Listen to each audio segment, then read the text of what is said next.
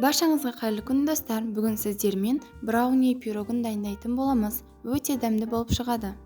Ыдысымызға жұмыртқамызды салып, үстінен қантымызды салып, жақсылап араластырып аламыз.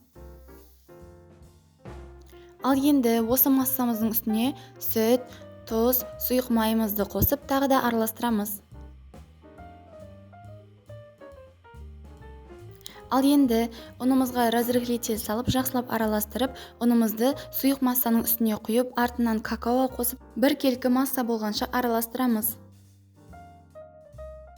Сұйық массамыз осындай әдемі болып шығады. Артынан ыстық қайнаған суымызды құйып, бір келкі масса болғанша араластырып аламыз. Дайын болған массамызды листқа құйып, духовкада 180 градуста 30-40 минуттай пісіріп аламыз.